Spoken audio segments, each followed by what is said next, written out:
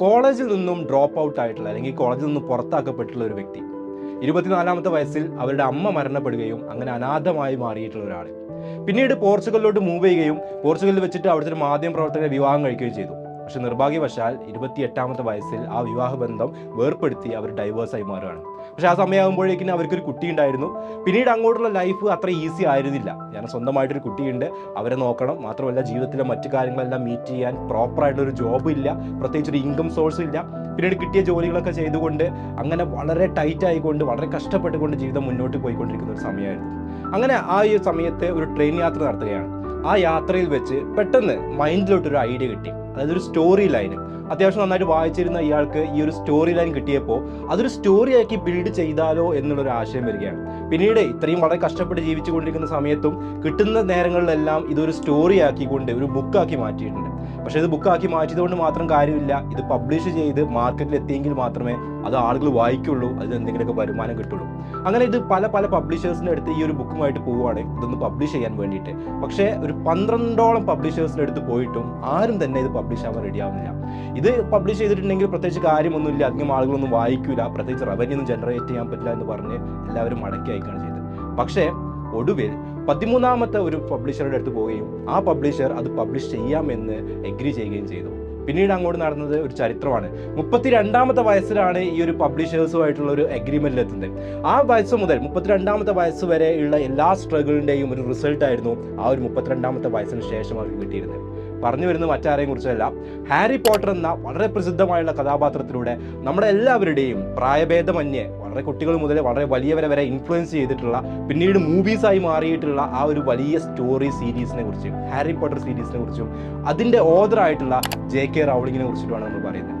JK Rowling ഇത്രയും കഷ്ടപ്പാടിലൂടെ വന്ന ആളാണെങ്കിലും 2011 Fox magazine പുറത്തുവിട്ടുള്ള കണക്ക് പ്രകാരം അന്ന് അവൈലബിൾ ആയിട്ടുള്ള ഏറ്റവും റിച്ചസ്റ്റ് ഓഥേഴ്സിൽ ഒരാളായി മാറിയത് JK റൗളിംഗ് ആണ്. നമ്മളെപ്പോഴും ആലോചിക്കേണ്ട ഒരു കാര്യം, JK റൗളിങ്ങിനെ സംബന്ധിച്ചിടത്തോളം എന്തായിരുന്നു ഒരു പോസിറ്റീവായിട്ടുണ്ടായിരുന്നു അവരുടെ ലൈഫിൽ. വളരെ ചെറിയ പ്രായത്തിൽ തന്നെ ഒരു 24ാമത്തെ വയസ്സായപ്പോഴേക്കും തന്നെ അവരുടെ അമ്മ മരണപ്പെടുകയാണ്. പിന്നീട് വേറെ ഫിനാൻഷ്യൽ സപ്പോർട്ടോ കാര്യങ്ങളോ ഒന്നും കിട്ടുന്നില്ല. 28ാമത്തെ വയസ്സിൽ ഡൈവേഴ്സ് ആവുകയും മാത്രമല്ല സ്വന്തമായി ടേക്ക് കെയർ ചെയ്യാൻ ഒരു കുട്ടിയും പിന്നെ ഒരുപാട് പ്രശ്നങ്ങളും ആ സമയത്തുണ്ട്. 12ഓളം പബ്ലിഷേഴ്സ് എന്ത് ചെയ്തിട്ടുണ്ട്, ഇവരെ വേണ്ട അല്ലെങ്കിൽ ഈ ഒരു സംഭവം വർക്കൗട്ട് ആവില്ല എന്ന് പറഞ്ഞിട്ട് ഇവരുടെ ബുക്കിനെ തള്ളി പറഞ്ഞിട്ടുണ്ട്.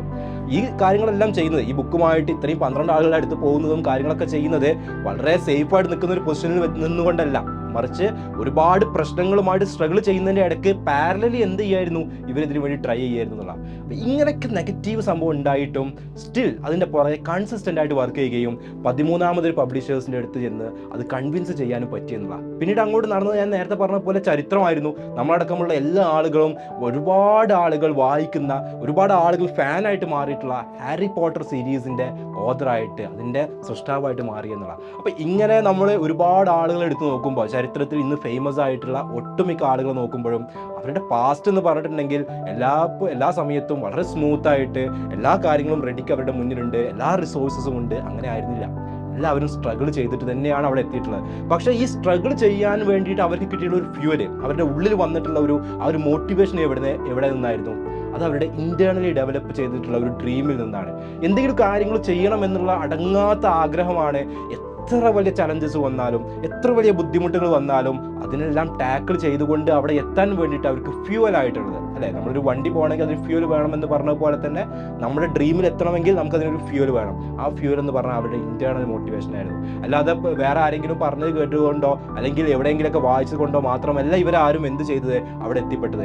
അവർക്ക് എവിടെന്നെങ്കിലും കിട്ടിയിട്ടുള്ള ഒരു സ്പാർക്ക്, അവരുടെ ഉള്ളിൽ ഉണ്ടായിരുന്ന ഒരു ആഗ്രഹം, അത് ഇഗ്നൈറ്റ് ചെയ്യിക്കാൻ അവർ തന്നെ പരമാവധി ശ്രമിച്ചു എന്നുള്ളതും അവർ തന്നെ അതിലോട്ടുള്ള വഴികൾ കണ്ടെത്തി അതിനു വേണ്ട എല്ലാ കാര്യങ്ങളും സഹിച്ചും ക്ഷമിച്ചും കൺസിസ്റ്റൻ്റ് ആയിട്ട് വർക്ക് ചെയ്തിട്ട് തന്നെയാണ് അവിടെ എത്തിയിട്ടുള്ളത്.